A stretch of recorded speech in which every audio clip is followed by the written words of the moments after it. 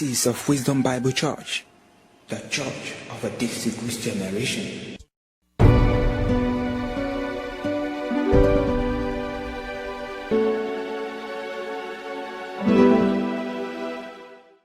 Today's service is a very important service. Third General Pastoral Advice Service. Èyí tí mo pè àkòrí rẹ̀ ní ìmọ̀ràn fún gbogbogbò láti ọ̀dọ̀ olùṣọ́ àgùntàn. God bless you, sir. Amen. General Pastoral Advisory Service. Ìmọ̀ràn fún gbogbogbò láti ọ̀dọ̀ olùṣọ́ àgùntàn. And it is from this story that I've been read to us in Matthew 25 that we are going to take the General Council for this year from. A ó sì wá rí pé níbi tí a ti kà fún wa ní ibẹ̀ ni a ó ti fún wa ní ìmọ̀ràn náà. With focus on personal responsibility. Pẹ̀lú ìfojúsùn ohun tí ń ṣe ojúṣe ẹnìkọ̀ọ̀kan wa gẹ́gẹ́ bí ọlọ́dàn. So it's going to be a priceless pastoral advice on personal responsibility. Yóò jẹ́ ìmọ̀ràn tí kò ṣe díyelé. Priceless pastoral advice on personal responsibility. Ìmọ̀ràn fún gbogbogbò láti ọ̀dọ̀ olùṣọ́ àgùntàn. Èyí tí kò ṣe díyelé.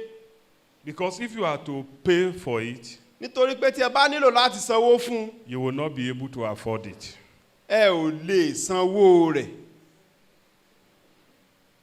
For those who understand the value of the Word of God, Fún àwọn tí wọ́n mọ rírì ọ̀rọ̀ Ọlọ́run, you will realize that we cannot quantify the value of pastoral advice in monetary terms. ẹ ó rí wípé ní ìmọ̀ràn títí olùṣọ́ àgùntàn tí a bá ní kí a ṣe ní òdiwọ̀n owó kì í ṣe ohun tí ènìyàn tiẹ̀ lè ṣe òdiwọ̀n rẹ̀ bí ó ṣe tóbi tó. Somebody may say, what is the big deal in pastoral advice? Ẹnìkan lè máa sọ nínú ọkàn rẹ̀ wípé ní kí ni ohun tí ó wá lé nínú ìmọ̀ràn olùṣọ́ àgùntàn. That attitude, that spirit is the reason you have not benefited much from it. A ó sì wá rí i pé ní ìwà ni àti ìhà tí ìwọ kọ sí ìmọ̀ràn olùṣọ́ àgùntàn ni ó ní kò jẹ́ kí ìwọ kí o ti máa ṣe rere láti inú àwọn ìmọ̀ràn wọn. And one of those provisions that God has made available to make your life better is the platform of the advice you receive either from the pulpit generally or from one-on-one counsel from the counseling room of the pastor. Ọ̀kan lára àwọn tí Ọlọ́run sì ti gbé kalẹ̀ gẹ́gẹ́ bí àǹfààní èyí tí ènìyàn fi lè dàgbà tí ènìyàn fi lè gòkè láyé òun náà ni ìmọ̀ràn bóyá gẹ́gẹ́ bí ọlọ́dàn ni àti olùṣọ́ àgùntàn tàbí irú èyí tí ẹ̀ ń gbọ́ báyìí. So we cannot quantify the value of pastoral advice in monetary terms. A wá rí wípé ní ìmọ̀ràn olùṣọ́ àgùntàn a ò tiẹ̀ lè sanwó rẹ̀. The wage bill of the message that saves a soul is beyond the capacity of the richest man on earth to pay. A ó sì wá rí pé owó ìdíyelé èyí tí ó ń fúnni ní ìgbàlà ó ju ohun tí ènìyàn tiẹ̀ lè sanwó rẹ̀ lọ. Hello? The wage bill of the message that saves a soul is beyond the capacity of the richest man on earth to pay. Ọ̀rọ̀ ìgbàlà èyí tí ó ń gba ọkàn là a ó rí wípé ní kì í tiẹ̀ ṣe ohun tí ènìyàn lè sanwó ìdíyelé rẹ̀. So I want to beg you on one thing. Ẹ jọ̀wọ́ mo fẹ́ bẹ̀ yín fún nǹkan. That you are not paying to receive pastoral counsel from the pulpit. Wípé ní ẹ ò máa sanwó ìdíyelé láti gbọ́ ìmọ̀ràn olùṣọ́ àgùntàn láti orí pẹpẹ. No, the way you do for the counsel you receive from professional counselors. Gẹ́gẹ́ bí ẹ ṣe máa ń ṣe láti lọ́wọ́ àwọn akọ́ṣẹ́mọṣẹ́ nígbà tí wọ́n bá fẹ́ gbà yín ní ìmọ̀ràn lórí nǹkan tàbí òmíràn. Or the way you pay tuition fee for formal education. Tàbí bí ẹ ṣe sanwó iléèwé láti gba ẹ̀kọ́ ní iléèwé. Now, this is no reason for you to attach little importance to pastoral counsel. Ìrèdí wá nìyí fún yín tí ó fi yẹ kí ẹ fi ọ̀kúnkúndùn ọwọ́ mú ìmọ̀ràn olùṣọ́ àgùntàn. Are we together, church? Ṣé ohun tí mo sọ yé yín ẹ̀yin ìjọ? Let me repeat myself. Ẹ jẹ́ kí n tún ọ̀rọ̀ nì sọ. I said that you are not paying to receive pastoral counsel from the pulpit as you do for the counsel you receive from professional counselor, or as you pay tuition fee for formal education. Is no reason for you to attach little importance to pastoral counsel. wípé ní ẹ ò máa sanwó ìdíyelé bí ẹ ṣe ń sanwó ìdíyelé ní ọ̀dọ̀ àwọn akọ́ṣẹ́mọṣẹ́ nínú ayé tí ẹ bá fẹ́ gbàmọ̀ràn lọ́dọ̀ wọn, ní iléèwé tí ẹ bá fẹ́ kẹ́kọ̀ọ́ tí ẹ sì fẹ́ gboyè, wípé ní ẹ ò wá sanwó ìdíyelé fún ìmọ̀ràn olùṣọ́ àgùntàn. Ìyẹn ò sọ wípé ní kí ẹ fi ọwọ́ yẹpẹrẹ mú ìdánilẹ́kọ̀ọ́ tàbí ìmọ̀ràn èyí tí ẹ bá ń gbà láti ọ̀dọ̀ olùṣọ́ Don't àgùntàn. treat pastoral counsel like the proverbial Africa charm that when you don't pay for it, you handle it carelessly. Ẹ má ṣe ní ọ̀rọ̀ oògùn tá a sanwó fún ẹ̀yìn àrò ló ń gbé. Ẹ má wá ṣe é gẹ́gẹ́ bí oògùn tí a ò sanwó fún ẹ̀yìn àrò ló ń gbé, ohun tí a ò bá ṣiṣẹ́ fún tí kì í pẹ́ lọ́wọ́ ẹni. Pastoral counsel is freely accessible. A ó rí i pé ìmọ̀ràn olùṣọ́ àgùntàn ó jẹ́ ohun tí ó rọrùn kí ènìyàn kí ó rí gbà. Why? Kí ni ìrèdí The rẹ̀? blood of Jesus paid for it and recruited us into ministry to perform that function in your life. Ẹ̀jẹ̀ Jésù òun ni ó ti sanwó ìdíyelé nì, èyí tí ó sì ti pè wá ṣiṣẹ́ ìránṣẹ́ láti ṣe iṣẹ́ nì láì tiẹ̀ sí ìdíyelé fẹ́nìkẹ́ni. Looking down on the word of God amounts to despising the sacrifice of Christ on the cross of Calvary. Kí ènìyàn kí ó wá máa fojú tẹ́ḿbẹ́lú tàbí yẹpẹrẹ ọ̀rọ̀ Ọlọ́run, ó dàbí ìgbà tó ṣe wípé ní ìjìyà àti ẹ̀jẹ̀ tí Jésù ta sílẹ̀ ní orí Káfárì, ènìyàn kò jámọ́ kankan lójú irú ẹni bẹ́ẹ̀. Am I talking to somebody? So ohun tí mo ń sọ yí ẹnìkan, Tell somebody. sọ fún ẹnìkan. Change your attitude to the word of God this year. Ìhà tí ó kọ sí ọ̀rọ̀ Ọlọ́run yí padà lọ́dún yìí. Because the one who look down on the word of God Ẹnikẹ́ni èyí tí ó bá ń fi ojú kéré ọ̀rọ̀ Ọlọ́run despises the priceless price that Jesus paid on the cross of Calvary. ẹnikẹ́ni tó bá ń fi ojú di ọ̀rọ̀ Ọlọ́run ó ń fi ojú kéré ìdíyelé èyí tí Kristi tí ó san lórí igi àgbélébù ni. It despises the costly price that Jesus paid on the cross of Calvary. Ó ń fi ojú kéré ìdíyelé tí kò lòdìwọ̀n tí Kristi san lórí igi àgbélébù ni. And when you do that, Nígbà tí o bá ń ṣe èyí, you will eventually pay heavily. wàá sì wá sanwó tí ó tiẹ̀ wá lágbára. Those ladies who had opportunity and they were careless about it, as we read in Matthew 25, the 5 foolish ones eventually regretted it. Àwọn wúndíá márùn-ún wọ̀nnì tí a pè ní aláìgbọ́n, a ó rí wípé ní owó ìdíyelé tí wọ́n tiẹ̀ wá san ó ju agbára wọn lọ. So don't fall into the error of considering some words from the pulpit as hard sayings or inferior opinion, and therefore you fail to heed them. Má ṣe wá rí àwọn ọ̀rọ̀ tí ó bá ń jáde látorí pẹpẹ gẹ́gẹ́ bí ohun tí ó lágbára jù tàbí ohun tí kò tiẹ̀ lóòrìn nínú, èyí tí ènìyàn lè máa Gbésẹ̀gbẹ́ kan. gbésẹ̀gbẹ́ kan. Hello. Má kàn fọwọ́ òsì wọ́ ọ̀rọ̀ Ọlọ́run sẹ́gbẹ́ kan. Because if you do that, Nítorí pé tí o bá ṣe èyí, you will eventually have to pay heavily for it. wàá nílò láti jìyà rẹ̀. Let me put it again this way. Jẹ́ kí n tún sọ ní ọ̀nà mìíràn. Pastoral counsel is freely accessible. Ìmọ̀ràn olùṣọ́ àgùntàn ó jẹ́ ohun tí ènìyàn lè rí gbà But- pẹ̀lú ìrọ̀rùn. You will eventually pay heavily for Ṣùgbọ́n it.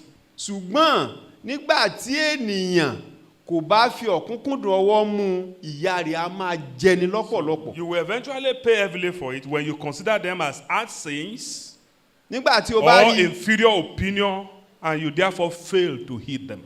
nígbà tí ènìyàn bá fi ọwọ́ yẹpẹrẹ mú ìmọ̀ràn olùṣọ́ àgùntàn tó jẹ́ pé a tiẹ̀ lè rí gbà ní ìgbàkígbà, tí ènìyàn bá rí bí ọ̀rọ̀ tí ó lágbára jù tàbí tí ènìyàn rí gẹ́gẹ́ bí ìmọ̀ràn tí ò lóòrìn nínú tí ó sì wá wọ́ ti sẹ́gbẹ́ kan, ìyà rẹ̀ á máa jẹni lọ́pọ̀lọpọ̀. Last Sunday, Ní ọjọ́ ìsinmi tí ó kọjá, we studied about the sailors and the soldiers. a kà nípa àwọn Atukọ̀ ojú omi. atukọ̀ ojú omi Àtàwọn àti jagunjagun. àwọn jagunjagun tó wà níbẹ̀. Àwọn atukọ̀ ojú omi àti àwọn ẹ̀ṣọ́. Atukọ̀ ojú omi àti àwọn ẹ̀ṣọ́. Last Sunday, we Ní- studied about the sailors and the soldiers. Ní ọ̀sẹ̀ tí ó kọjá, a ṣe àgbéyẹ̀wò àwọn atukọ̀ ojú omi àti àwọn ẹ̀ṣọ́ who eventually incur great losses because they failed to heed to Paul's advice. èyí tó jẹ́ pé wọ́n pàdánù ọ̀pọ̀lọpọ̀ nǹkan nítorí pé ni wọ́n kọ̀ láti gba ìmọ̀ràn Pọ́ọ̀lù. They wanted to embark on a voyage, wọ́n ń lọ nínú ìrìn àjò. and Apostle Paul said to them, Àpọ́stélì Pọ́ọ̀lù sì sọ fún wọn pé let's not take off yet, ẹ má tí ì jẹ́ kí a gbéra because I perceive nítorí pé ní that there is much danger ahead. nítorí wípé ní mo rí ewu ní iwájú.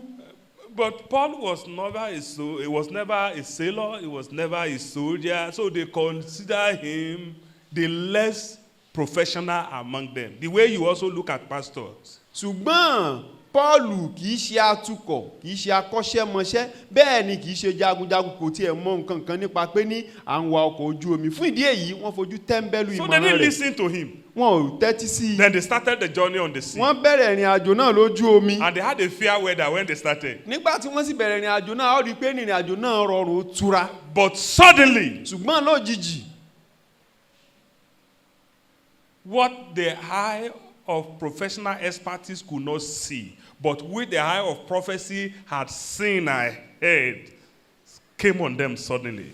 a wá rí i pé lójijì ohun tí ojú àwọn akọ́ṣẹ́mọṣẹ́ tí wọ́n ń tu ọkọ̀ ojú omi tí kò lè rí a ó rí i pé ní ojú ẹni títí ẹ̀mí ó tiẹ̀ ti rí ṣáájú ó tí wọn kò sì retí ó dé bá wọn. So they became helpless. a ó rí i pé ní wọ́n dé òpin ọgbọ́n wọn. And the wind hijacked the whole process from them. a ó sì rí i wípé ní ìjì ó gba gbogbo agbára àti Wind ipá of tí wọ́n ní. evil will not hijack the control of your destiny from you in the name of Jesus.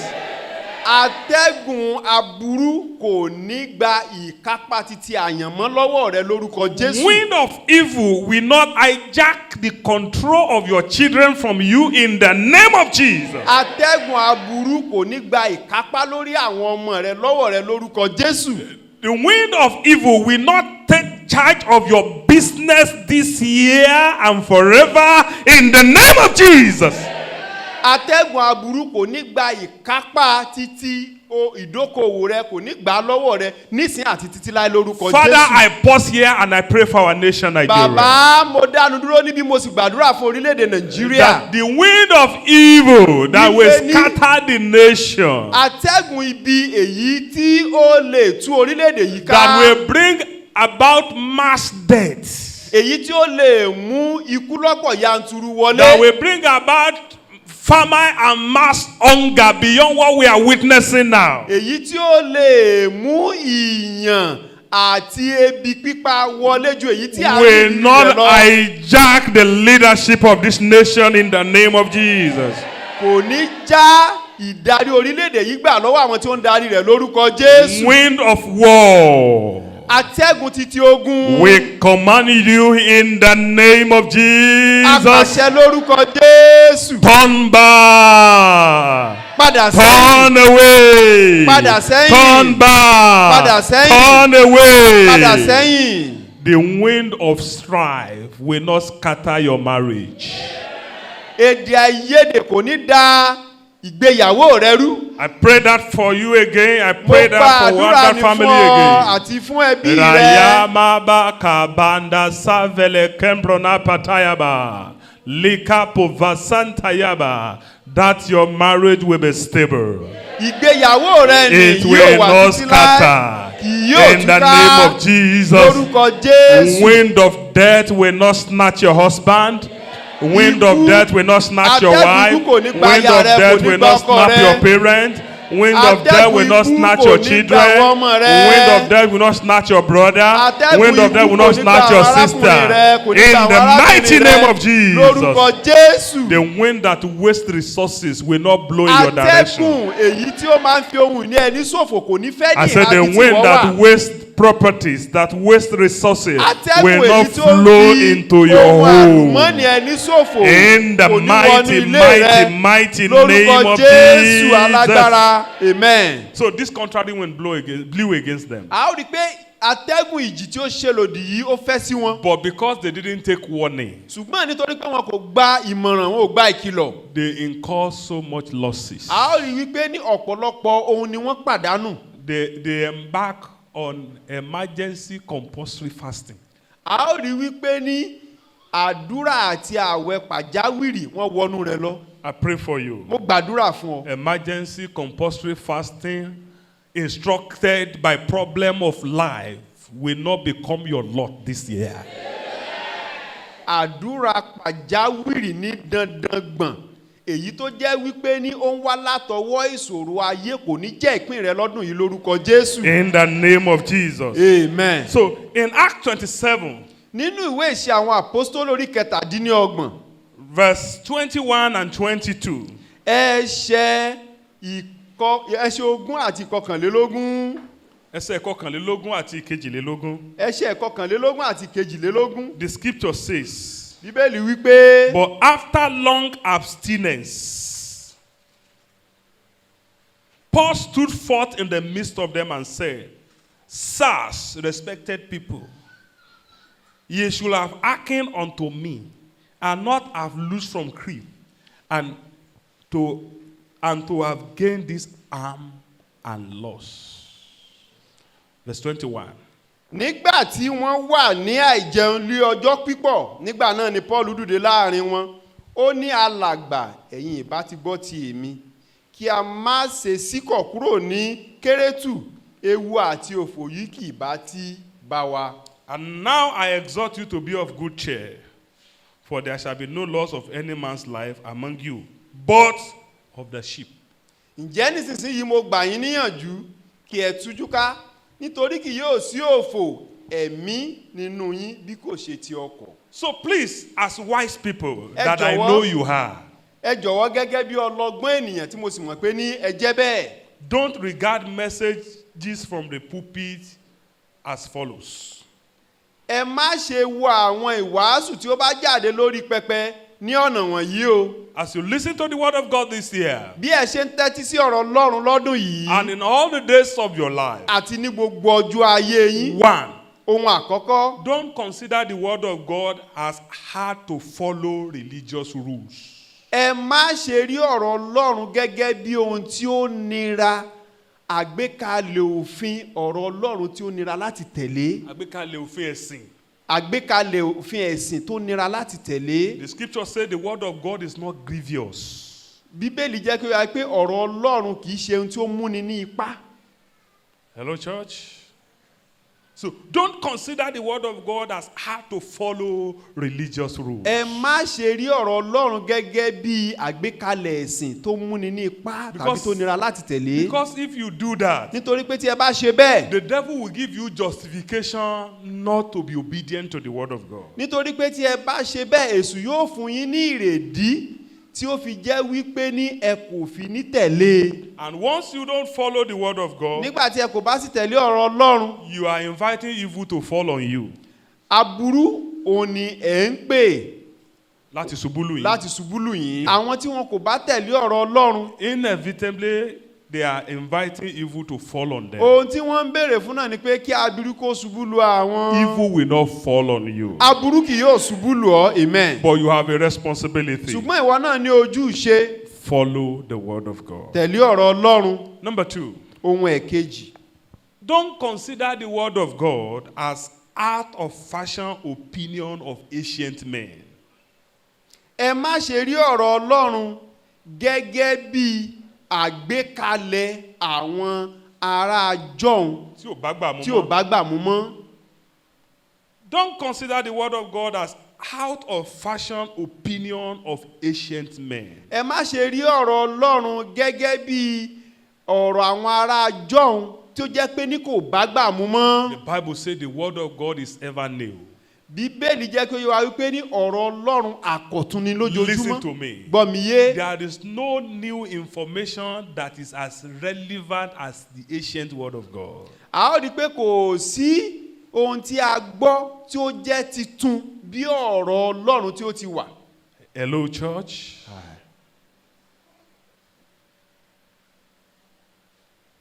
In the past, it is relevant. In the present, it's irrelevant. In the future, it is still the most relevant. a ó rí i pé látẹ̀yìnwá òun náà ni kókó ní ìgbà tí a wà yìí òun náà tún ni kókó pàtàkì ní ọjọ́ iwájú òun náà ni a ó tún máa tọ́ka sí bí ohun tí ó ṣe kókó tí ó sì ṣe The scripture pàtàkì. says a man shall not live by bread alone, Bíbélì jẹ́ kí ó yé wa pé ènìyàn kì ó lè wà nípa àkàrà but by nìkan every word that proceeds from the mouth of the Lord. bí kò ṣe pé nípa ọ̀rọ̀ tí ó jáde láti ẹnu So ọ̀rọ̀ the Ọlọ́run. word of God can never be out of fashion.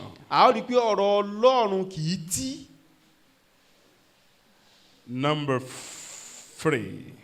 Ohun ìkẹta tí ẹ kò gbúdọ̀ rò tàbí kí ẹ kò gbúdọ̀ ṣe. Never you consider the word of God as inferior opinion of faith extremists or fanatics. Ẹ ò gbúdọ̀ rí ọ̀rọ̀ Ọlọ́run gẹ́gẹ́ bí ohun tó jẹ́ wípé ní kò lóòrìn nínú tàbí kò fẹsẹ̀ walẹ̀ tó jẹ́ wípé ní àwọn tí wọ́n gbé ẹ̀sìn lórí wọn wá ń gbé lárugẹ. God bless you. So never you consider the word of God as inferior opinion of faith extremists or fanatics. Ẹ má ṣe rí ọ̀rọ̀ Ọlọ́run gẹ́gẹ́ bí ohun tó jẹ́ wípé ní kò rẹ́sẹ̀ walẹ̀ tí àwọn tí wọ́n gbé ẹ̀sìn rù tí wọ́n wá ń gbé lárugẹ. Every other thing will pass away. Gbogbo ni yóò kọjá lọ. The only thing that remains ever abiding is the word of God. Ohun tí yóò wà títí láé òun náà ni ọ̀rọ̀ Ọlọ́run. Hallelujah. Amen. Hallelujah. Amen. So every other thing you see on earth now Ohun gbogbo tí ẹ bá rí láyé nísìn, will be removed. òun ni a ó mú kúrò. The only thing that will remain unremovable Ohun tí kò ṣeé mú kúrò, is the word of God. òun ni ọ̀rọ̀ Ọlọ́run. So it's never inferior. A ó rí wípé ní kì í jẹ́ ohun tí kò rẹ́sẹ̀ walẹ̀ So o. never bury the word of God under philosophy of men. Ẹ má ṣe mú ọ̀rọ̀ Ọlọ́run kí ẹ wá fi sínú àgbékalẹ̀ ọgbọ́n ènìyàn. Don't embrace superstition, okay, as something more important than the word of God. Àwọn àgbékalẹ̀ ọgbọ́n ènìyàn tí kò lóòrìn nínú, ẹ má ṣe gbé e lárugẹ ju ọ̀rọ̀ Ọlọ́run lọ. There is no substance in superstition. A ó rí wípé nínú àgbékalẹ̀ ọgbọ́n ènìyàn kò sí ìfẹsẹ̀walẹ̀ tí ó lóòrìn nínú rẹ̀. Revelation is what is more important. A ó rí pé ní ìfihàn òun ni ohun tí ó ṣe pàtàkì jùlọ. Number 4. Ohun ìkẹrin, Don't consider the word of God as quack opinion of charlatans. ẹ má ṣe wo ọ̀rọ̀ Ọlọ́run gẹ́gẹ́ bí ohun tí kò péjú owó. Kàtìkàtì àwọn Ẹ má- aláìníkan ṣe. Ẹ má ṣe wò ó gẹ́gẹ́ bí kàtìkàtì àwọn aláìníkan ṣe. Hello. Don't consider the word of God as quack opinion of charlatans. Ẹ má ṣe wo ọ̀rọ̀ Ọlọ́run gẹ́gẹ́ bí kàtìkàtì àwọn aláìníkan ṣe. Those who did that in the Bible days, Àwọn tí wọ́n ṣe èyí nígbà ayé Bíbélì, they suffer for it. a ó rí pé ní wọ́n jìyà rẹ̀.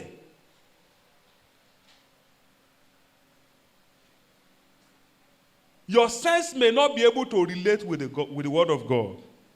Bí ìwọ ṣe tó, Ọpọlọ rẹ lè má gbé. ọpọlọ rẹ lè má lè gbé ọ̀rọ̀ Ọlọ́run. But let your spirit adore it. Ṣùgbọ́n jẹ́ kí ọkàn rẹ ẹ̀mí rẹ kí ó bọ̀wọ̀ fún un. Am I talking to somebody?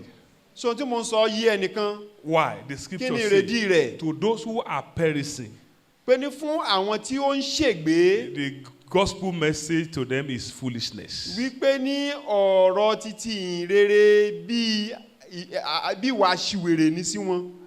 Am I talking to somebody? So tí mo ń sọ So yí ẹnìkan. don't fall into the error of those foolish ones. Ẹ má ṣe bọ́ sínú àṣìṣe àwọn aṣiwèrè nìyẹn wọ́n nì. If we speak the mind of God Nígbà tí a bá sọ ọ̀rọ̀ ọkàn Ọlọ́run, and your sense cannot relate with tí it, ọpọlọ yín òye yín ò bá gbé, let your spirit submit to ẹ it. jẹ́ kí ọkàn yín ẹ̀mí yín kí ó bọ̀wọ̀ fún un, kí You ó will tẹríba eventually fún un. grow to understand. Ẹ ó dàgbà yóò sì yé yín. Don't let it be that it is after you have suffered the consequence you will now wake up to the reality that and ẹ they má have ṣe jẹ́ warned kí ó me. dìgbà tó jẹ́ pé ní ìyá rẹ̀ bá wá jẹ yín ni ẹ ó tó wá sọjí wípé ní ẹ sọ nǹkan nù. So the word of God, I don't know what they are preaching elsewhere, but that Ọ̀rọ̀- we preach here ọ̀rọ̀ Ọlọ́run mi ò mọ tí wọ́n ń wàásù rẹ̀ níbo mìíràn ṣùgbọ́n èyí tí à ń wàásù rẹ̀ níbí is yìí not a quack opinion of charlatans. kì í ṣe kátikàti àwọn aláìníkan ṣe ènìyàn o.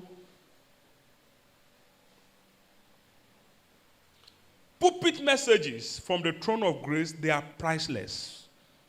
Àwọn ìwàásù látorí pẹpẹ ó jẹ́ ohun tó jẹ́ pé ní èèyàn ò lè sanwó ìdíyelé They rẹ̀. are they are unquantifiable in monetary terms, A ó rí wípé ní owó ìdí kò tiẹ̀ ṣe díyelé pé iye báyìí ló tó. especially for those who give it the necessary attention that will make them prosperous and have good success in life. Pàápàá jùlọ fún àwọn tí wọ́n fara balẹ̀ fún tí wọ́n sì wá ń ṣe rere tí wọ́n ń lálùyọ láti parẹ̀ nínú ìrìn àjò Joshua 1:8 ayé. says, the book of the law, this book of the law should not depart from your mouth. Ìwé Joshua sọ wípé ní ọ̀rọ̀ Ọlọ́run yìí kò gbúdọ̀ kúrò ní ẹnu Find yín. that in Joshua 1:8. Nínú ìwé Joshua orí kìíní ẹsẹ̀ ìkẹjọ. He told us then what we should do with the word of God. Ó sì sọ fún wa àwọn nǹkan tí a gbúdọ̀ máa ṣe pẹ̀lú ọ̀rọ̀ Ọlọ́run. He said you should meditate therein Ó ní kí a máa ṣàṣàrò nínú rẹ̀ day and night. ní ọ̀sán àti ní òru. It went further to demand of us to do according to all that is written in it. Ó sì wá pa wá láṣẹ wípé ní kí a máa ṣe gẹ́gẹ́ bí a ṣe kọ ọ́ nì. He said when we do that, Wípé tí àwa bá ń ṣe báyìí there is a result. wípé ní èsì kan ń bẹ fún wa. What is the result? Kí ni èsì náà? He said you will prosper. Ó ní àwa yóò ṣe You rere. will make your way prosperous. Wípé ní ọ̀nà wa a ó ṣe rere ní ọ̀nà wa. Then you will have quality success. Wípé ní àwa ó sì ní àṣeyọrí èyí tó lóòrìn You will nínú. have good success. Wípé ní a ó ní àṣeyọrí You tí will ó have dára. enviable success. Wípé ní a ó ní àṣeyọrí tí ó ṣe é jowú. Hallelujah. Amen. Hallelujah. Amen. As you go on honoring the word of God this Bí year, ẹ ṣe ń bọ̀wọ̀ fún ọ̀rọ̀ Ọlọ́run nínú ọdún obeying yìí, the word of God this tí year, ẹ ń gbọ́rọ̀ sí ọ̀rọ̀ Ọlọ́run, you will have good success in ẹ ó the ní name of Jesus. àṣeyọrí tí ó dára lórúkọ Jésù. I have just prayed for somebody Mo gbàdúrà fún ẹnìkan that good success is your lot this year. wípé ní àṣeyọrí tí ó dára ó ní ìpín rẹ Good lọ́dún success yìí. is your lot in destiny. Wípé ní àṣeyọrí tí ó dára ó ní ìpín rẹ nínú ìrìn àjò àyànmọ́. In the name of Jesus. Lórúkọ Jésù. I don't know whether I still have more time to go on. Mi ò mọ̀ bóyá mo sì tún ní àkókò láti tẹ̀síwájú. Okay, let me start the advice one way or the other. Ẹ jẹ́ kí n bẹ̀rẹ̀ ìmọ̀ràn náà ní ọ̀nà kan tàbí òmíràn. If I cannot round off for brevity of time, Tí mi ò bá lè parí rẹ̀ nítorí àkókò, then we'll continue next Sunday. a ó tẹ̀síwájú ní ọ̀sẹ̀ tó ń bọ̀. So this morning, I Ní have the òwúrọ̀ mandate yìí- of God upon me Ní òwúrọ̀ yìí, mo ní ìpèníjà, mo ní àṣẹ Ọlọ́run lórí ayé mi. to share with you a few pastoral advice that will make you to accept personal responsibility for your destiny. Láti gbà yín nímọ̀ràn láti ọ̀dọ̀ olùṣọ́ àgùntàn èyí tí ó jẹ́ kí ẹ gba ojúṣe yín nínú ìrìn àjò ayé. Some of them, I consider them as hard saying. Ọ̀pọ̀ rẹ̀ mo rí i gẹ́gẹ́ bí ọ̀rọ̀ tó jẹ́ wípé ní ó nira láti gbọ́ létí. Because they don't agree with do nothing and get everything for free. Fake grace messages being preached in some quarters today. Nítorí wípé ní mo rí i gẹ́gẹ́ bí wípé ní má ṣe nǹkan kan nípasẹ̀ oore ọ̀fẹ́ ohun gbogbo tó o sì fẹ́ yóò tẹ̀ ọ́ lọ́wọ́. Do nothing, Má ṣe get nǹkan kan. everything for free. Fake grace messages all over the place. Mo rí i wípé gẹ́gẹ́ bí má ṣe nǹkan kan gbogbo ohun tó ń fẹ́ nípa oore ọ̀fẹ́ wàá rí gbà láti ẹnu àwọn ẹlẹ́tàn. Remember our anchor text, 5 foolish virgins. Ẹ má 5 ṣe wise gbàgbé virgins. ibi tí a ti yọ àkórí ìwàásù yìí, àwọn márùn-ún wúndíá àti àwọn aláìgbọ́n márùn-ún mìíràn. It got to a point. Ó dé ìpele kan. The wise one had to say to the foolish one, A ó rí i pé àwọn ọlọ́gbọ́n ńlá sọ fún àwọn aláìgbọ́n your responsibility is your responsibility. wípé ojúṣe rẹ ni ojúṣe rẹ. Bear it. Ìwọ ni kó o mójútó. My responsibility is my responsibility. Ojúṣe mi ni ojúṣe mi. I will bear it. Màá mójútó.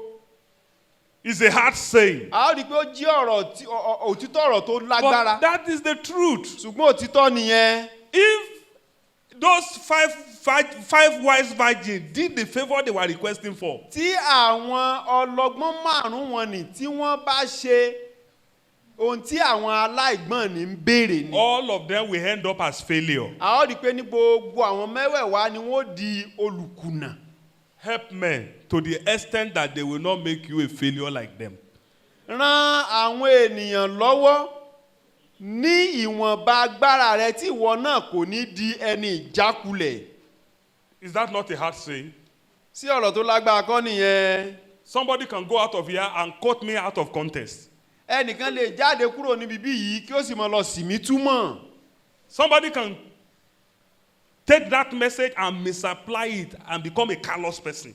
ẹlòmíràn wá lè lo ọ̀rọ̀ tí mo ti sọ yìí kí ó sì lò ní ọ̀nà tí mi ò gbà sọ. So lọ́nà tí mo some gbà sọ. revelations are hard to share. ọ̀pọ̀ ìfihàn ó nira láti sọ. But since my mandate is not to tell you what you want to hear, nígbà tí ìpè mi àti ìfàmì òróró yàn mi kì í wá ṣe láti sọ ohun tí ẹ fẹ́ gbọ́ fún yín. I continue to pray mo sì wá ń gbàdúrà. and asking the Lord mo sì ń béèrè lọ́wọ́ olúwa to help me láti ràn mí that I lọ́wọ́. will not get to a point wípé mi ò ní dé ìpele kan whereby I will be preaching what you want to hear. tí wàá máa wàásù ohun tó jẹ́ pé ní ẹ fẹ́ gbọ́ náà ni màá máa wí fún At yín. that point, ní ìpele I nù will not be helping you mi ò máa ràn yín lọ́wọ́ mọ́ and I will not be helping myself. mi ò sì ranra mi lọ́wọ́ I mọ́. better quit ministry ó kúkú sàn kí n kúrò nínú iṣẹ́ ìránṣẹ́ than stop preaching the truth. ju wípé ní kí n dánu dúró láti máa sọ òtítọ́ lọ. Is somebody with me in church? so ohun tí mo ń sọ yé ẹnìkan. So, since my mandate is not to tell you what you want to hear, but to preach the truth, nígbà tí ìpè àti ìfàmì òróró yàn mi kì í ṣe láti máa sọ ohun tí ẹ̀yin fẹ́ gbọ́ fún yín ṣùgbọ́n láti sọ òtítọ́. I will take today and next Sunday màá lo òní yìí àti ọ̀sẹ̀ tí ó ń bọ̀ to make about 10 pungent statements láti sọ àwọn àgbékalẹ̀ tó lóòrìn nínú mẹ́wàá fún yín. as pastoral advice with which you are supposed to start this year and prosecute this year. èyí tí ó jẹ́ ìmọ̀ràn látọ̀dọ̀ olùṣọ́ àgùntàn tí a ó fi bẹ̀rẹ̀ ìrìn àjò ọdún yìí. Some of those statements will shake the foundation of your presumption and superstitions. ọ̀pọ̀lọpọ̀ àwọn ìmọ̀ràn wọ̀nyí a ó rí i pé yóò mi ìpìlẹ̀ àwọn àgbékalẹ̀ àti ohun tí ẹ ti ẹ̀ ń rò lọ́kàn. yóò mì jìgìjìgì àwọn àdámọ̀ yín. Okay? Àti àwọn àdábọwọ́ àdábọwọ́ àṣà. àti àwọn àdábọwọ́ àṣà yóò mi ìpìlẹ̀ rẹ̀ tìtìtì. And it is good. ó sì dára. Father, I'm asking for that wind to blow. bàbá mò ń gbàdúrà pé kí atẹ́gùn nì kí ó fẹ́. Let that wind blow. bàbá jẹ́ kí atẹ́gùn Let nì that kí ó wind fẹ́. blow. bàbá jẹ́ kí Let that atẹ́gùn nì kí ó wind fẹ́. blow. bàbá jẹ́ kí Make atẹ́gùn nì it kí a ó wild fẹ́. wind where it is necessary. ẹ jẹ́ kí ó jẹ́ Let every ìjì níbi tí ó presumption ti and nílò. every superstition Gbogbo and àdábọwọ́ àti bí a ṣe ń ṣe every yìí. wrong belief, gbogbo àwọn every wrong ìgbàgbọ́ philosophy, tí kò tọ̀nà. every àwọn wrong àgbékalẹ̀ tí kò attitude tọ̀nà. àwọn ìwà tí kò tọ̀nà. that has not allowed these people to Èyí tí stand kò in the jẹ́ center of your wall. kí àwọn ènìyàn wọ̀nyí Let tó the wà wind ní àárín blow ọ̀rọ̀ rẹ Olúwa jẹ́ and kí atẹ́gùn kó uproot fẹ́ them kí ó sì and fà wọ́n uproot tu them kí ó fà wọ́n and tu uproot kí ó fà them wọ́n tu and uproot kí ó fà wọ́n them tu. in the name of Jesus. Lórúkọ Jésù. Not anybody that needed to be wounded, let them be Ẹnikẹ́ni wounded. èyí tí ó bá Anybody yẹ that kí needed ó to ní- bleed, let them Ẹnikẹ́ni bleed tí ó bá yẹ in kí ó- the name of Jesus. kí ó ní ìfarapa, Anybody that Olúwa need jẹ́ to kó get ní ìfarapa. angry, Ẹni let tó them bá yẹ get kí kí ó angry bí, in the Olúwa name jẹ́ of kí kí ó Jesus bí Christ. wọn At the lórúkọ end of the Jésù. day, at the end of the day, heal the wound, stop the bleeding, Kí ìwọ Olúwa stop the jẹ́ kí anger. ẹ̀jẹ̀ náà Let kí ó there dúró, be kí peace, ìbínú let kí ó there be dúró, joy, let there be kí prosperity, ìfarapa náà let there kó be wà, the kí ó reward kúrò. of hearing the truth. Kí In the àlàáfíà name kó of wà. Kí ó wà Jesus. kí ìgbéga kí ó wà kí ìbùkún kí ó wà kí ìṣerere kí ó wà lórúkọ Jésù. Amen. So I'm trusting the Lord that this wind will blow very hard.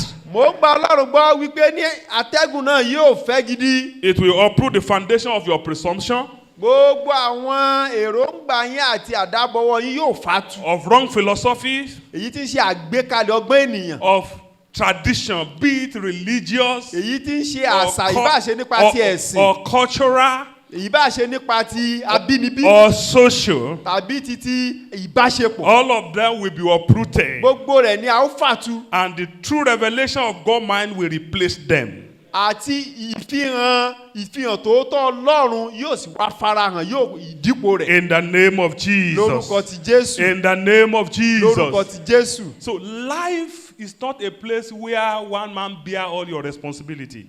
Ayé kì í ṣe ibi tí ènìyàn kan ṣoṣo yóò mójútó gbogbo ohun tí ìwọ fẹ́ ṣe. So if you are living your life like that, Tí bá pé bí wọ́n ṣe ń gbé ayé rẹ nìyẹn. my mother is there for me. Pé màmá mi ń bẹ níbẹ̀ fún My mi. father is there for me. Bàbá mi ń bẹ níbẹ̀ fún mi. Why is my uncle a rich man? Kí ló dé tó jẹ́ pé ẹ̀gbọ́n mi fi jó lówó? Why are the pastors there if we must pray and fast again? Kí ni iṣẹ́ àwọn olùṣọ́ àgùntàn tó bá jẹ́ pé àwọn tó mọ gbàdúrà àgbàkú àti àwẹ̀? Kí ni iṣẹ́ àwọn olùṣọ́ àgùntàn? So number one advice for you this year is that take responsibility for your destiny. Ìmọ̀ràn àkọ́kọ́ fún ọdún yìí ó ní wípé ní ṣe ojúṣe fúnra rẹ lórí àyànmọ́ rẹ. Even our Lord Jesus Christ, Kódà Olúwa wa Jésù Kristi, he never committed himself to help anybody carry his cross. a ó rí wípé ní kò fara rẹ̀ jìn wípé ní òun yóò bá ẹnikẹ́ni gbé àgbélébù rẹ̀ o. Hello. How does that sound to you? Báwo ló ṣe rí létí yín sódùn gbọ́? Jesus Jésù never committed himself to help anybody carry his cross. kò fira rẹ̀ jìn wípé ní òun yóò bá ẹnikẹ́ni gbé àgbélébù rẹ̀ o. In Matthew 10:38, Nínú ìwé ìrere ti Matthew orí kẹwàá Jesus said, ìkejìdínlógójì. and I quote King James accurately, and he that taketh not his cross and followeth after me is not worthy of me. Hello. And he that taketh not his cross. Just this say. Ẹni tí kò bá sì gbé àgbélébù rẹ̀ tí Jesus ó did sì say- máa tọ̀ mí lẹ́yìn kò yẹ ní tèmi. Jesus didn't say, bring your cross, I will carry it, and then follow me with empty hand. Jésù sọ wípé ní gbé àgbélébù rẹ̀ wá kí n bọ́ ọ gbé kí wọ́n sì wá mọ sánpá tẹ̀lé mi lẹ́yìn. Hello. Jesus never called himself to help anybody carry his cross. He said, he that taketh not his cross and followeth after me is not worthy of me. Jésù kò dá májẹ̀mú wípé ní òun yóò bá ẹnikẹ́ni gbé àgbélébù rẹ̀. The same thing he repeated in chapter 16, verse 24. Orí kẹrìnlélógún ẹsẹ̀ kejìdínlógún bẹ́ẹ̀ gẹ́gẹ́ ni ó ṣe tún sọ. When Peter thought that everything about following Jesus will be milk and honey, Nígbà tí Pétérù rò wípé ní títẹ̀lé Jésù ká máa jẹ ká máa mu wẹ̀jẹwẹ̀mu ni yóò so jẹ́. Jesus started to talk about going to the cross, about death and some other Tí Jésù sì ń difficulties. sọ nípa wípé ní ènìyàn ní láti lọ sí orí igi àgbélébù àti pé ikú lórí rẹ̀. Peter fell, no, that should not be, that should not be. Pétérù sì wá sọ pé ní kò yẹ kó rí bẹ́ẹ̀. We should use the anointing to stop every Wípé ní negative thing. àfi With kí none ènìyàn of kí them ó to lo happen. ìfàmì òróró yàn gbogbo ohun tó bá ṣe lòdì tí kò wù ọkàn ẹni kí ènìyàn kó fi ìfàmì òróró yàn dá a dúró ni. Hello. Then Jesus turned unto him. Jésù sì wá kọjú sí i. He said, if that is what you want, Tó bá pé ohun tí wọ́n fẹ́ nìyẹn you and Satan ìwọ àti Sátánì be fellowshipping together. ẹjọ́ máa ṣe pọ̀. He said, get behind me, Ó ní padà lẹ́yìn mi Satan. Sátánì. Then in verse 24, he now follow up Ní ẹsẹ̀ ìkẹrìnlélógún ó sì wá tẹ̀síwájú. and spoke to the generality of the disciples. Ó sì wá sọ fún gbogbo àwọn ọmọ ẹ̀yìn rẹ̀. Then said Jesus unto his disciple, Jésù sọ fún àwọn ọmọ ẹ̀yìn rẹ̀. if any man will come after me, Tí ẹnikẹ́ni yóò bá tẹ̀lé mi, let him deny himself. ẹ jẹ́ kí irú ẹni bẹ́ẹ̀ Kí ó sẹ́ ara kí ó rẹ̀. sẹ́ ara rẹ̀ And take up his cross kí ó sì gbé àgbélébù rẹ̀ and follow me. kí ó sì máa tọ̀ mí lẹ́yìn. Matthew 16:24. Ìwé ìrere Matthew orí ìkẹrìndínlógún That ẹsẹ̀ scripture was kẹrìndínlógún. part of Jesus' response to Peter's attempt to discourage him from going onto the cross. A ó rí wípé ní ẹsẹ̀ Bíbélì nì ó jẹ́ ohun tí Jésù sọ fún Pétérù láti má ṣe dá lẹ́kun Here, Jesus was simply láti lọ sí saying, orí àgbélébù. here, Jesus was simply saying, Níbí yìí Jésù ń sọ wípé as I face difficulties in fulfilling my mission, wípé ní bí òun ṣe ń dojú kọ ìpèníjà láti mú ìrèdí tí a fi rán sáyé I ṣẹ. would have preferred ìnira. Bí òun ṣe ń dojú kọ ìnira As I face láti mú difficulties in bí òun fulfilling my ṣe ń mission, dojú kọ ìnira láti mú ìrìn àjò àyànmọ́ òun ṣẹ. To confront personal challenges in fulfilling your destiny. Wípé ní ẹ̀yin náà ẹ ó rí àwọn ìpèníjà láti mú ìrìn àjò It àyànmọ́ was ṣẹ. like he was saying, there are things I will do for you. Ó dàbí ìgbà tó ń sọ fún wọn wípé ní àwọn nǹkan ń bẹ tí màá ṣe fún yín. There are things that you have to take up by yourself. Àwọn nǹkan kan bẹ tó yẹ pé ẹ̀yin fúnra ara yín lẹ gbúdọ̀ ṣe fúnra yín. So there is no grace called the grace of do nothing and have everything. Kò sí oore For free. ọ̀fẹ́ tí a ń pè ní pé ní oore ọ̀fẹ́ pé má ṣe nǹkan kan kí a máa ṣe gbogbo ẹ̀ fún ọ o. I'll make one more statement and we'll close for today and reserve Màá the sọ- remaining one for next Sunday. Màá sọ ẹyọ kan sí i fún yín lónìí, èyí tó kù ó di ọjọ́ mẹ́jọ. Does that mean Jesus never bear our body? Ṣé èyí wá túmọ̀ sí wípé ní Jésù kò ṣe ìrànlọ́wọ́ fún wa lórí àwọn ìpèníjà wa ni? Does that mean Jesus don't share in our sorrow? Ṣó túmọ̀ sí pé Jésù kò pín nínú ìbànújẹ́ wa ni? That will amount to heresy if that is what I am saying. A ó rí wípé ní eléyìí á dàbí ìsọkúsọ tó bá jẹ́ pé ohun tí mo ti sọ nìyẹn. So he bears our body. A ó rí wípé ní òun náà ó ń pín He nínú share in our sorrow. ó ń pín nínú He ìbànújẹ́ wa. identify with us. A ó rí pé ó tiẹ̀ ó fara mọ́ wa. Are you with me?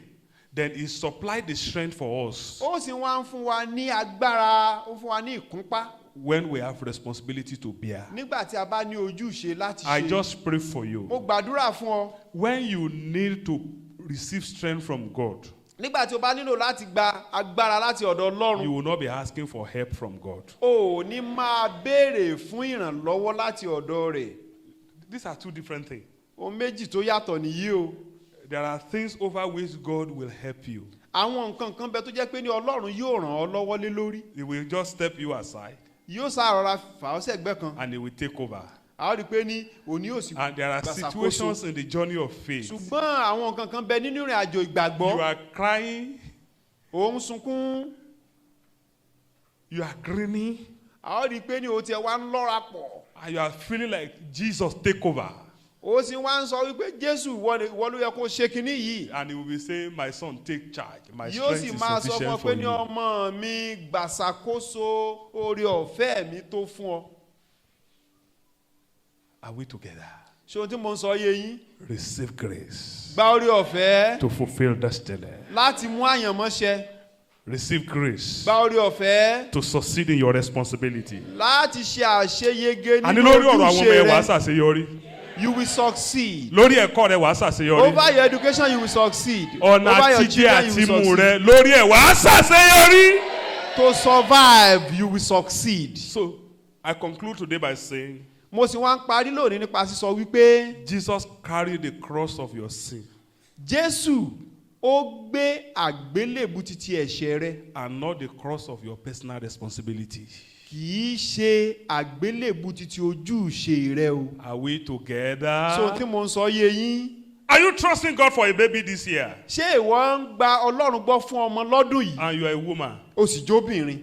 Stop sleeping in the living room. Sleep with your husband in the bedroom. Má máa sunú pálọ̀ mọ́. Máa lọ sunú yàrá pẹ̀lú ọkọ rẹ.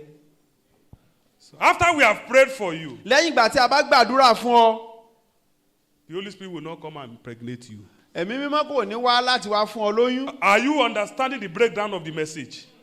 Ìtumọ̀ àwọn tí mo sọ fún yín sọ wá ń yé yín báyìí.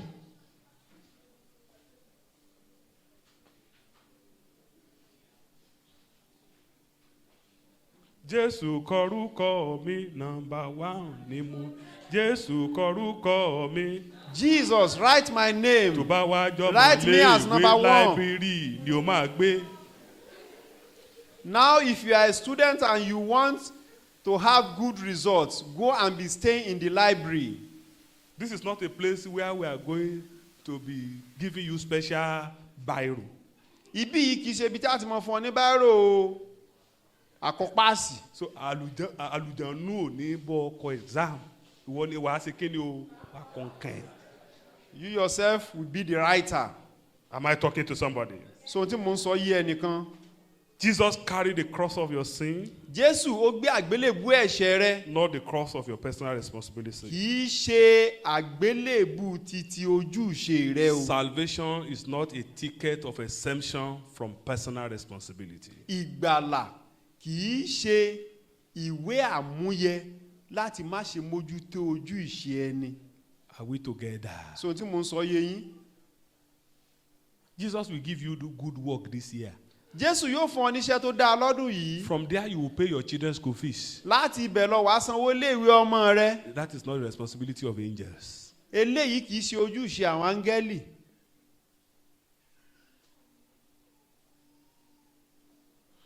Please, live in such a way that being born again will be enviable again. Ẹ gbé ìgbé ayé yín ní ọ̀nà tó jẹ́ wípé ní dídi àtúnbí yóò jọ ohun tí àwọn ènìyàn ń jowú. The conduct of modern day believers that I see around. Ìṣe àwọn onígbàgbọ́ òde òní tí mò ń rí káàkiri. You are making it to look like as if being born again is being born to irresponsibility. Ẹ wá ń ṣe é bí ìgbà tó ṣe wípé láti di àtúnbí ó jẹ́ wípé ní kí ènìyàn kí ó má wúlò. So, salvation is not an exemption from accepting personal responsibility. Wípé ní ènìyàn di ẹni ìgbàlà kò túmọ̀ sí wípé ní kí o má ṣe mójútó ohun tí ó bá yẹ kí o ṣe gẹ́gẹ́ bí Lord, ọlọ́dàn I've ni. brought your counsel to your people. Olúwa, mo ti mú ìmọ̀ràn rẹ tọ̀ àwọn ènìyàn rẹ wá. Let them take it in good faith. Olúwa, jẹ́ kí wọ́n gbà á nínú ìgbàgbọ́ ọkàn. I see them as spiritual giants. Mo rí wọn gẹ́gẹ́ bí ẹni tí ẹ̀mí tí ó di ńlá. I see them as being great in education. Mo rí wọn gẹ́gẹ́ bí ẹni tí ó di ńlá àràbà I ní see ẹnu them ẹ̀kọ́. as leader of businesses. Mo rí wọn gẹ́gẹ́ bí ẹni ńlá níbi òwò I ńláńlá. see them as top technocrats. Mo rí wọn gẹ́gẹ́ bí àwọn akọ́ṣẹ́mọṣẹ́ tó I kójú see owó. no failure among them. Mi ò rí ẹnikẹ́ni tí ó ní ìjákulẹ̀ nínú wọn. You will all succeed. Gbogbo yín òun ni ẹ ó I say you will all Mo succeed. ní gbogbo yín lẹ ó ṣàṣeyọrí. Receive strength in your hand Ẹ gba okun nínú ọwọ́ yín to perform your duty. láti ṣe ojúṣe Your yín. duty to your life. Ojúṣe yín fún ayé Do you yín. know you have a duty to yourself? Ǹjẹ́ ẹ mọ̀ wípé ní ẹ ní ojúṣe fún ayé You yín? will not fail yourself. Ẹ ò ní kùnà. Your duty to your family. Ojúṣe yín fún ẹbí yín. You will not fail your family. Ẹ ò ní kùnà ẹbí yín. Your duty to your children. Ojúṣe yín fún àwọn ọmọ You will yín. not fail your Ẹ children. ò ní kùnà lórí Your àwọn duty to ọmọ. your parents. Ojúṣe yín fún àwọn òbí. You will not be a disappointment to them. Ẹ ò ní di ẹni ìjákulẹ̀ lọ́dọ̀ Your òbí. duty to your church. Ojúṣe yín sí ìjọ. Some of you think you should just come and warm the bench and go away. Ọ̀pọ̀lọpọ̀ yín ẹ kàn rò pé kí ẹ sáà wá kí ẹ kàn jókòó lẹ̀ kí ẹ sì padà sílé. Hello? Some of you think you should just come and dance. Ọ̀pọ̀ yín kàn rò pé ní ọjọ́ ọjọ́ ni ọjọ́ ìsinmi. And you will not have a penny in buying the drum set. O sì tiẹ̀ wá ní ronú wípé ní èmi náà yẹ kí n dáwọ́ ijó tí mò ń jó yìí bí wọ́n ṣe rà lù mí. Am I talking to somebody? You will not be a disappointment to this ministry. O ní já ìjọ yìí kulẹ̀ o. Amen. Your community have great expectation. Àwọn ìlú rẹ̀ pàápàá wọ́n ń retí pé ní wálé wá ṣe nǹkan They ńlá. have been praying and saying, God, raise big men in our community. Wọ́n ti ń gbàdúrà tí wọ́n sì retí pé Olúwa gbé àwọn èèyàn ńlá dìde ní ìlú You are wa. that answer. Ìwọ ni ìdáhùn I sí say you ìbéèrè are that náà. answer. Ìwọ ni ìdáhùn sí You are ìbéèrè that náà. answer. Ìwọ ni ìdáhùn sí ìbéèrè náà. Our country is facing a lot of problems. Orílẹ̀-èdè wa ó ń la ọ̀pọ̀lọpọ̀ ìṣòro àti ìpèníjà kọjá. We have the resources, A ní ohun àlùmọ́ọ́nì. but we lack the right men who will manage it. Ṣùgbọ́n àwọn tí wọ́n pójú owó láti mójútó wọn ò sí nípò. You are the manpower Nigeria has been waiting for. Ìwọ ni alágbára náà èyí tí Nàìjíríà ti ń retí. You are the right leader our economy has been waiting for. Ìwọ ni ẹni tí ó mọ̀ nípa okòòwò tí You yóò are the mójútó ọ̀rọ̀ right Nàìjíríà láti woman. You are retí. the right woman our banking industry have been waiting for. Ìwọ ni obìnrin náà tí ó tọ̀nà tí ilé ìfowópamọ́ wa tó ti ń retí. You are the right teacher that will shape our education correctly. Ìwọ ni tíṣà dánilẹ́kọ̀ọ́ ni tí yóò mójútó ètò ẹ̀kọ́ wa lórílẹ̀-èdè You are that yìí. politician that will get into governance and give us good coordination. Ìwọ ni olóṣèlú náà èyí tó jẹ́ wípé ní wàá dé ipò ìjọba. I wàá call ṣe you, gbogbo bí ó I ti call yẹ. your spirit out now. Rise! Rise to your responsibility. Mo pe ẹ̀mí yìí jáde báyìí dìde sí ojúṣe rẹ. I call your dormant spirit to action. Wake up to your responsibility. Gbogbo ẹ̀mí tó ti sàsùnpìyè ni mo pè é Kaya jáde pasake dìde sí ojúṣe rẹ. bala bragaba tayamba. Rekebo sadabo na pake tayamba liba. Rikapo sakapatayaba. The church of Jesus is awaiting revival. I call out your spirit to the evangelism field. You are that great man of God that will shake the nations of the world again for Jesus. Amen. You will prosper all around. Wàá ṣe It is ọ̀nà well with you. yóò dára fún ọ In Jesus' name. lórúkọ Put your hands Jésù. together and appreciate Jesus. Ẹ jẹ́ kí a pàtẹ́wọ́ Appreciate Jesus Ẹ jẹ́ kí like a a mọ rírì living rẹ̀. soul.